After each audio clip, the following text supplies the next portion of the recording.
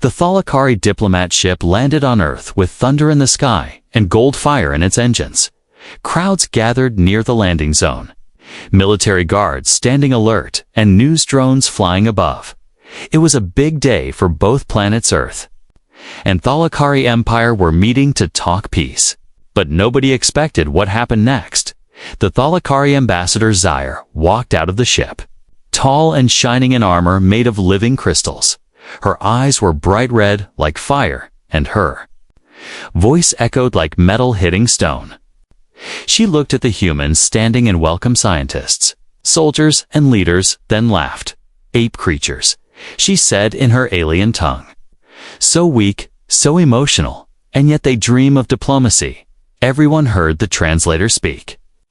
Her words aloud, a cold silence fell over the group. But none reacted except for one man. His name was Jack, a human linguist and translator.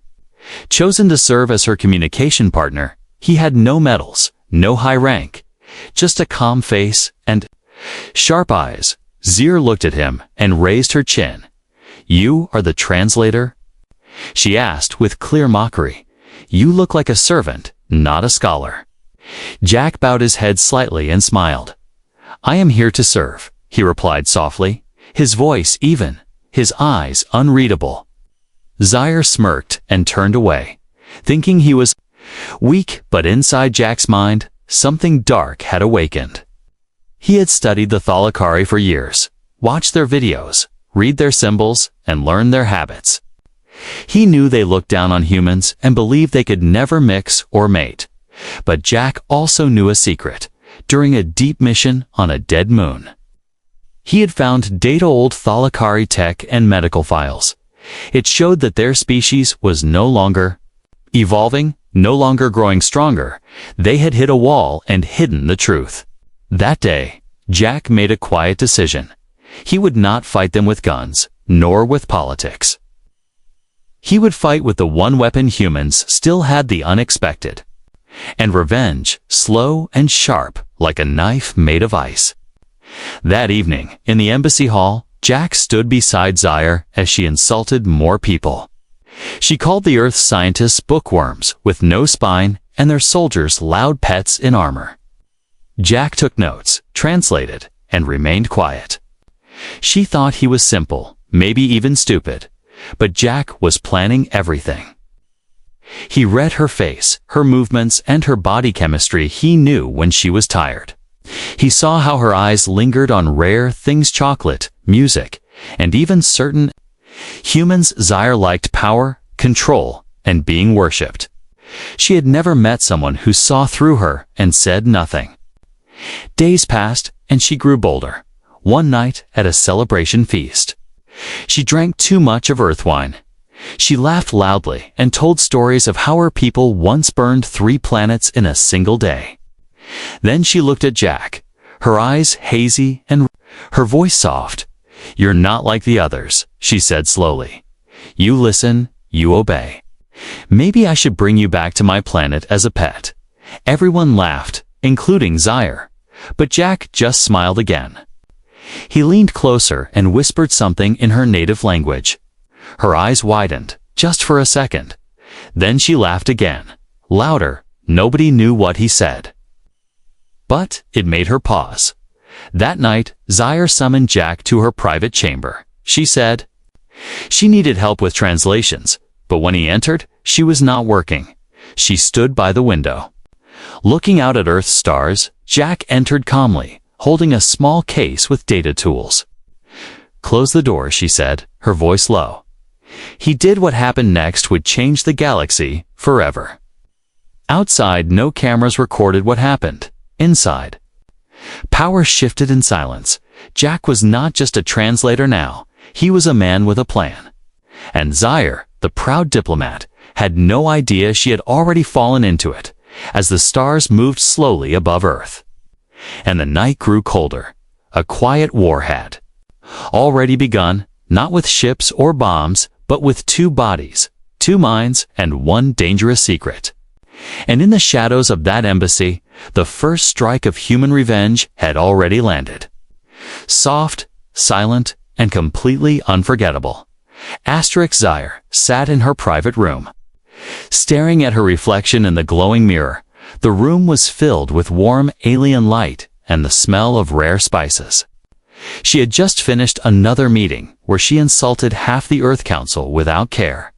To her, this mission was boring and the humans were beneath her. But something about Jack stayed in her mind, and she didn't understand why. He was too calm, too quiet, and his eyes never showed anger, even when she called him weak or mocked Earth's history. He only smiled.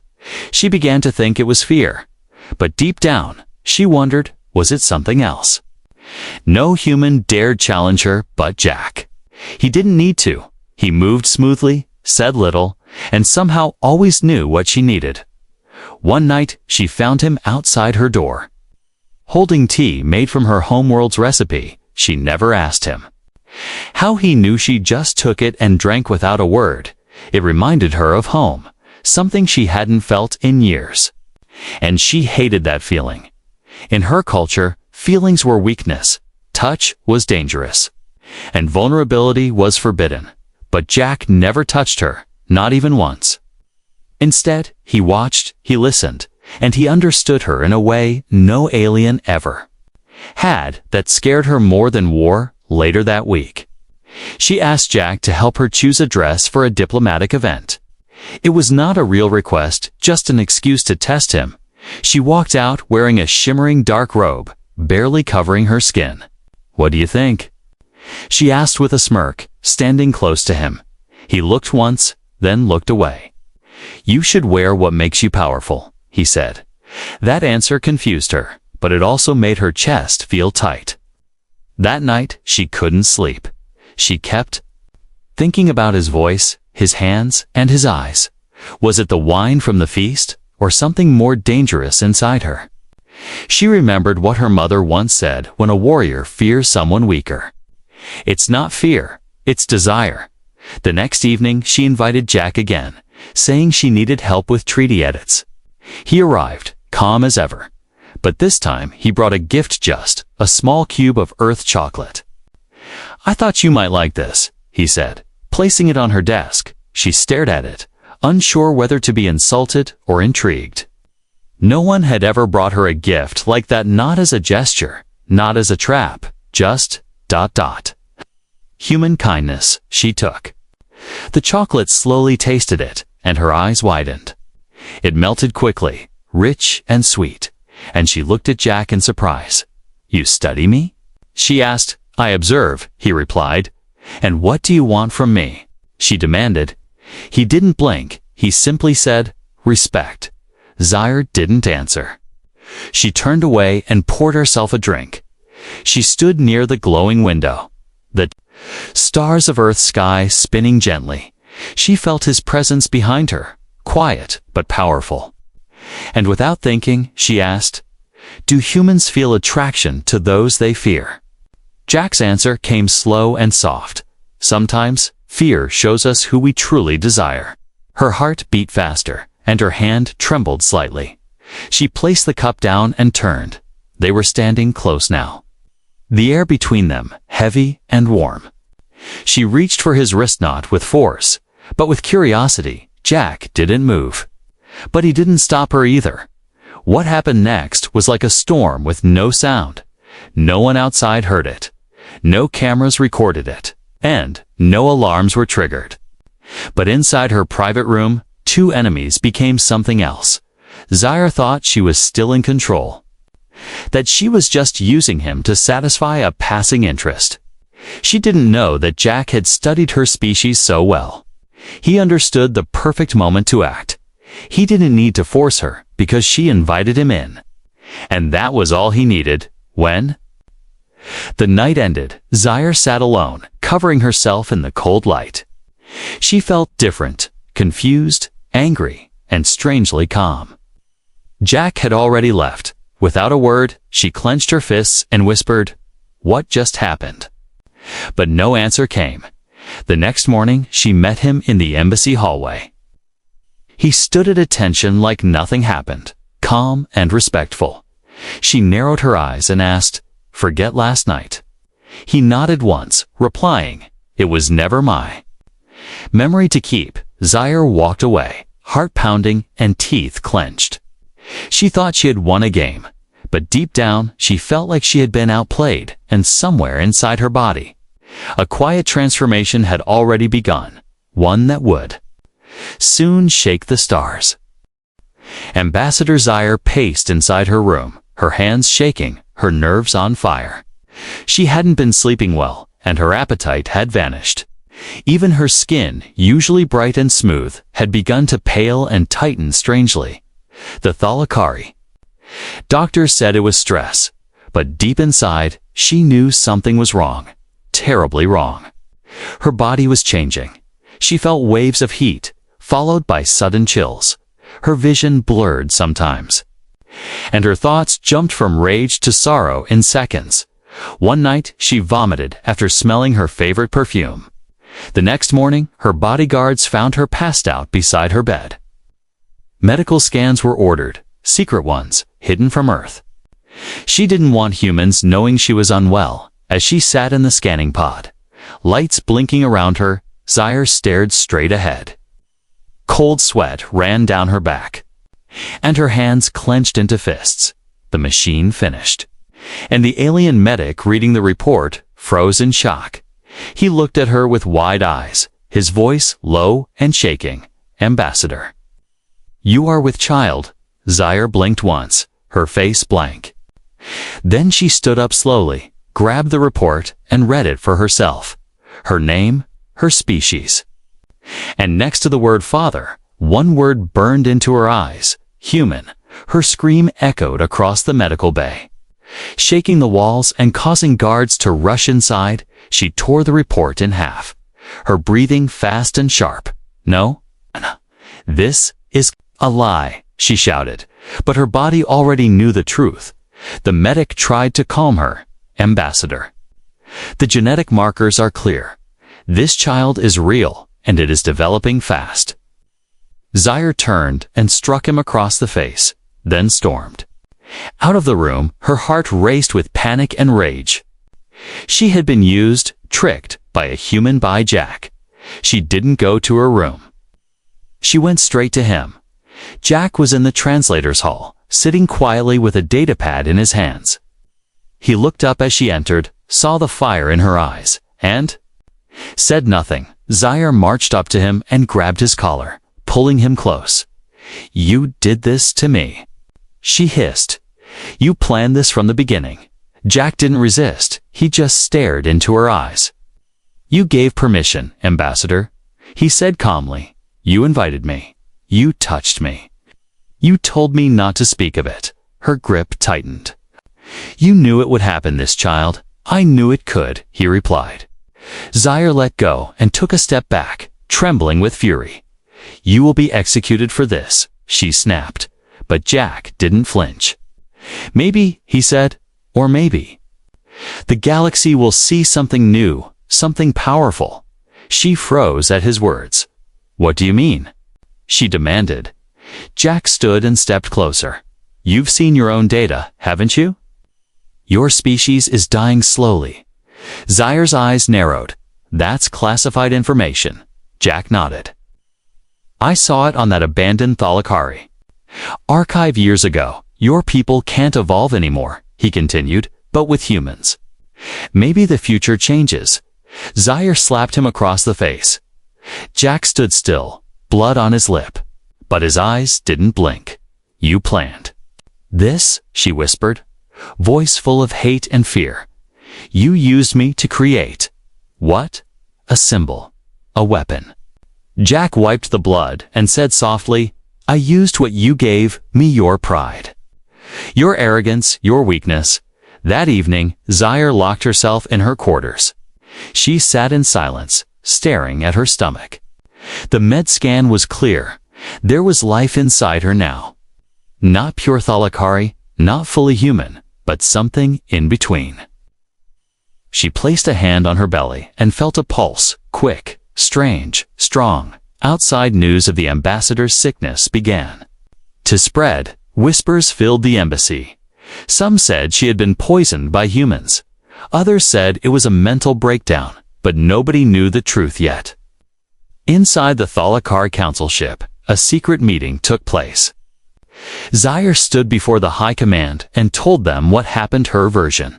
She claimed she was manipulated, taken advantage of. She demanded war, but the council did not answer with fire. They looked at the child's data, the DNA, the rapid development. One elder stood and said, "This child could be the first bridge between species." Zyre shook her head. "I will not be a tool. And I will not raise a half-human freak." The council responded coldly. "Then we will take the child back on Earth." Jack prepared for what was coming. He had no armor, no weapons, no army, just one secret he'd held close since the start. He didn't want war, he wanted change. But he knew the Thalakari would not let the child live unless they controlled it. So Jack made a vow. "If they come for it," he whispered, "they'll have to go through me and far above Earth." The stars shimmered gently, unaware that soon one child would shake the foundations of the galaxy. Born of revenge, carried by pride, and protected by something more dangerous than any weapon. A human's will, *. The courtroom was filled with tension. Alien leaders, galactic ambassadors, and political observers sat in silence as Zyre stepped forward. She wore her formal Thalakari battle robe, but her eyes were heavy, her steps slower inside her. The child moved, a small but powerful reminder of what this trial was truly about. Jack stood across the room, no guards, no lawyer, just himself. He wore Earth's official gray diplomat coat, but his face was calm, even relaxed. A few whispered to each other, wondering how a human could look so unafraid. But Jack wasn't there to defend himself with fear, he had come with truth. Zyre's voice echoed through the court. "This human tricked me, used my biology, and forced this disgrace into my body." Some gasped. Others watched coldly. The judge, an old creature from the Lornox species, raised one hand. "You claim forest. Do you have proof?" Zyre's voice cracked slightly. "He entered my private chambers without my clear mind." "Did he break in?" the judge asked. "No." Zyre replied slowly. "Did he drug you?" "No," she said again, her jaw tightening. "Did you give him permission?" I allowed him inside," she finally said. The room grew quiet. The judge turned to Jack. "Your words, human." Jack stepped forward, looking only at the judge. "I was invited into her room, yes," he said. "She said to close the door, and she touched me first." Zyre flinched, her eyes burning. I respected her silence. "And I left before morning," Jack continued. "I said nothing, until now." The judge leaned back. "Then why now?" Jack looked toward Zyre. "Because she is no longer just a diplomat," he said. "She is a mother, and she wants to erase what has been created." Gasps filled the room again. Zyre stood and shouted, "I never agreed to this child I want." It removed. Jack raised one hand slowly. "I don't," he said calmly. "That child carries me. My people, my hope." The room trembled with silence. Suddenly, one of Zyre's own guards stepped forward. He held a memory cube, looked at the judge, and bowed. "I was outside the ambassador's room that night," he said. "She ordered me away, said she wanted privacy. She was not drunk, not drugged, and she smiled when he entered." Zyre turned to the guard in shock. "You dare betray me?" "I serve truth," he replied, "and I will not let this court be built on lies."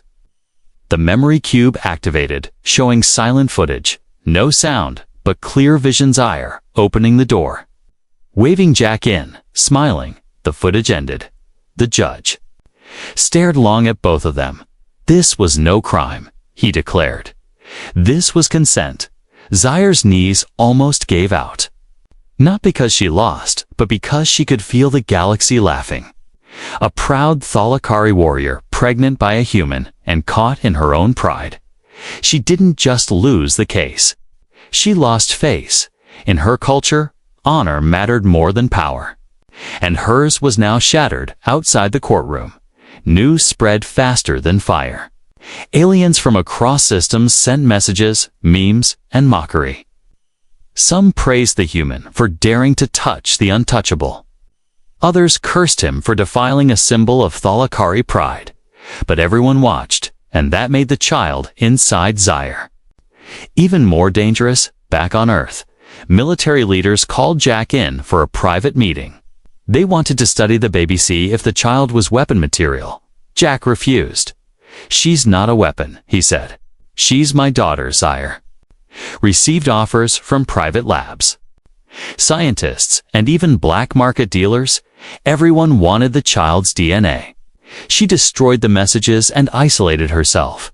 She could feel the baby growing stronger, its heart beating with two bloodlines: Thalakari power and human defiance. Late one night, she stood by her mirror, her hands on her stomach. She looked at herself and whispered, "How did you do this to me?" But she wasn't talking to Jack anymore. She was talking to herself, because somewhere in her pride, she had made a choice. She had invited a human into her life, thinking she was above him. Now, she carried something inside her she didn't understand, something that made her afraid, not of war, but of change. And the worst part, the most painful truth. She could not bring herself to hate Jack completely, because in that quiet night, when he said nothing and still gave her everything, he had taken something more than her body. He had taken her silence, her control, and maybe a part of her heart. Zaire sat alone in the meditation chamber. Her breathing was slow, her heartbeat not her own. Inside her, the child kicked again, stronger this time, faster than expected. She placed her hand on her stomach, confused and scared. This was not how Thalakari pregnancies were supposed to feel. The growth was too fast, too intense. And her body was changing in ways even her species didn't understand. Doctors gave her answers she didn't want to hear. This is a hybrid case. They said it is developing using both Thalakari and human systems. The child is adapting. Zaire had heard enough. She didn't want to hear words like evolution or miracle. She wanted it gone. But it was already too late. Across the galaxy, news channels were running wild. The first true hybrid part, human, part Thalakari, was going to be born. Some called it the beginning of peace. Others called it a threat. Some worlds offered protection. Others demanded the baby be handed over for testing. Zaire didn't trust any of them. Meanwhile, Jack had become famous without trying. His name was whispered across military halls and political circles. He was the man who got under the skin of the most arrogant diplomat in the galaxy, literally. But Jack didn't smile at the attention. He sat in quiet rooms, reading every report about Zaire. He saw how fast the child was growing. He saw how scared she looked in every photo. And he saw something else. She was alone, completely alone. He made a decision. He sent a message not to Earth's leaders, not to the Thalakari Council, but to Zaire directly. "I don't want fame. I don't want war. I just want our child to live." She didn't answer for days, but the message stayed in her mind. Like a splinter she couldn't remove, the Thalakari Council met in secret again. Their medical leader said the child had potential beyond anything seen before. "Her cells are mutating at perfect balance," one scientist explained. "She may breathe in toxic atmospheres, or even survive gravity shifts. She could become a new class of being." Zaire's face was cold. "She's still mine," she said, but the council shook their heads.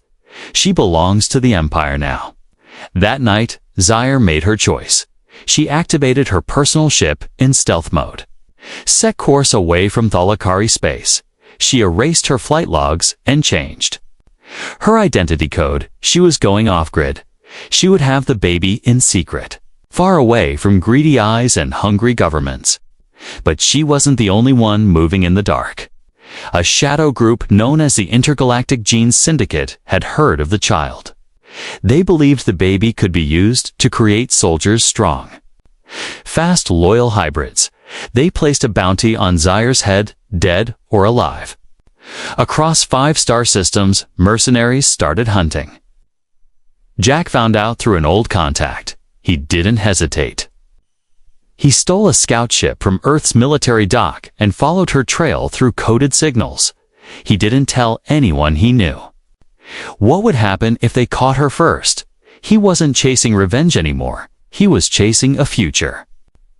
Zyre landed on a quiet moon with no name, no cities, just caves and silence. There, inside a hidden shelter, she went into labor early. She was in pain, breathing hard, and her strength was fading. The child was coming too fast, too strong.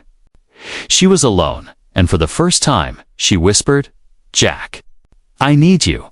And then he appeared, covered in dust, tired from his journey. But his eyes were calm. "I'm here," he said. She didn't ask how he found her. She just reached for his hand and gripped it with all the strength she had left. He helped her lie down, cleaned the tools, repaired everything using medical kits he had stolen. He didn't speak, he just worked, and when the time came, he delivered their daughter with his own hands. She was small but strong, glowing faintly with a mix of alien and human light. Her cry was like music and thunder together. Zyre looked at her daughter, then at Jack. Tears formed in her eyes, something her people considered a shame, but she didn't care anymore. She whispered, "She's beautiful." Jack held the baby carefully, and for the first time, Zyre saw him not as a human, not as an enemy, but as something more. She reached out and touched their child, and for a few quiet minutes, war, politics, and pride disappeared. But outside, the sound of engines grew louder. The syndicate had found them. Jack turned to Zyre. "Get up," he said calmly. "They're here." Zyre wiped her tears and stood slowly. Her eyes turned sharp again, her warrior blood burning. But now, she wasn't fighting for honor or pride. She was fighting for her child. And beside her stood a human, the same human she once mocked, the same human who now held her heart. The air outside the moon shelter trembled as the syndicate ships landed. Dust and broken rocks flew into the sky as steel boots hit the ground. They moved in silence, covered in black armor. No emblems, no faces. They were hunters, and they had come for one thing: Zyre's child. Inside the shelter, Jack quickly handed the baby to Zyre and pulled out 2 energy pistols. "I'll hold them off," he said. "You're hurt," Zyre replied, her voice strained. "I've had worse," Jack said with a faint smile. Zyre looked down at her daughter, who had now stopped crying. The baby opened her eyes, one red like her mother's, one brown like Jack's, and suddenly Zyre didn't feel tired anymore. She stood tall and pulled a hidden blade from her boot. "If they want her, they'll have to go through me too," she said. Jack nodded. "That's the spirit." The syndicate burst through the outer door. Laser blasts lit up the cave walls. Sparks flying. Jack rolled behind a pillar and returned fire. He moved with the skill of a soldier, but the calm of a man who had already made peace with death. Zyre, despite the pain, moved like a shadow. She used her alien speed to slice the first attacker through the neck. Blood sprayed, and alarms on the enemy's armor beeped. But it was too late. Zyre was already behind the second one. She fought not with anger, but with a mother's fury. Jack shot out a support beam, collapsing part of the cave behind them. That bought them a few seconds. "We need to move," he said. Zyre grabbed a small pack and wrapped her daughter inside it, strapping it to her chest. Together, they ran into a deeper tunnel. But the enemy followed close. One syndicate soldier fired a grappler. Zyre barely dodged it. Jack turned and fired back, but they were too many. Suddenly, the baby cried out at hand. Something strange happened. The ground beneath the attackers cracked. and a pulse of blue light spread outward. The syndicate men fell to the ground, screaming. Their weapons shorting out, Zaire gasped. "That wasn't me." Jack looked at the child, who was glowing again. "She's doing it," he whispered. "She's protecting us." More enemies came. And the fight continued. Jack was hit in the leg, but kept shooting. Zaire covered him, slicing 2 more soldiers down with brutal grace, but they were outnumbered. Then, a sudden alarm echoed. Syndicate ships were lifting off. Something had spooked them. From above the moon's surface, a huge shadow descended. A Thalakari war cruiser, glowing with violet fire, hovered in the sky. Zaire froze. "They tracked me," she whispered. "But how did they know we were here?" Inside the shelter, the air shimmered, and a projection appeared. An elder of the Thalakari Council, robed in crystal silk, looked at them. "Sire," the elder said coldly, "give us the child." Zaire stepped forward, her voice trembling. With anger, "She's not a weapon. She is the future of our people," the elder said. "She's not yours to hide." Jack limped to Zaire's side. "She doesn't belong to your empire," he said. "She belongs to no one." The elder's voice dropped low. "If you do not surrender her, we will take her by force." Zaire's face hardened. "I was ready to give up everything," she said. "My honor, my name, even my life. But I will not give up my child." She looked at Jack. "Can your ship fly?" "Barely," he said. "Then let's do what humans do best." She whispered, "Run and fight." They rushed to Jack's stolen scout ship.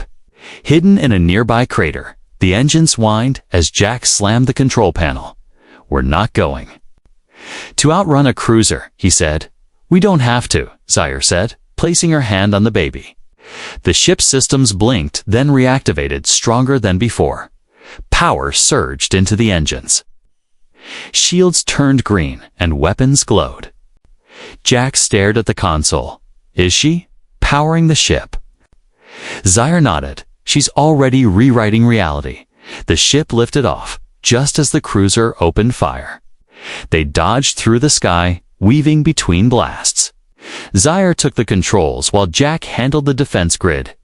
Their baby lay between them, eyes closed, glowing softly. As they broke through the moon's gravity and reached open space, the baby opened her eyes again, and another pulse shot out. The Thalakari cruiser lost all power for 30 seconds, floating helpless. Jack and Zaire disappeared into the stars. They didn't know where they were going. They didn't have a plan, or allies, or a home. But they had something stronger than all of that. They had each other. And a child that could rewrite the rules of the galaxy. Zaire looked at Jack and whispered, "You didn't destroy me. You woke me up." Jack smiled weakly. "Good, because we've only just begun." The stars stretched endlessly around the small ship as it floated through deep space. Behind them, the Thalakari cruiser searched helplessly, blind from the strange power the baby had released. Ahead of them, only darkness and silence waited. But Jack and Zaire were not afraid anymore. Their daughter, still without a name, rested quietly in Zaire's arms. Her skin now shimmered faintly in blue and gold light, and her heartbeat echoed through the ship's hull like a soft drum. Jack stared at the console, trying to make sense of the changes. Every system in the ship had shifted. Faster engines, adaptive shields, new patterns in the core. "This isn't just alien tech anymore," he said. "She's rewriting the ship like it's part of her." Zaire nodded slowly, her eyes still locked on their child. "She's not just a bridge between two species," she whispered. "She's something else, something beyond what either of us imagined." As the ship drifted, a new signal blinked on the screen, faint but steady. It was not from Thalakari. Space or Earth? Jack tapped the console and decoded the message. It was an old broadcast, repeating from a long-forgotten station to all who are lost. "There is refuge where light forgets the stars." Zaire looked at him. "That sounds like a sanctuary signal." Jack nodded. or a trap, but we have no choice, she said. He agreed, and they turned the ship toward the signal.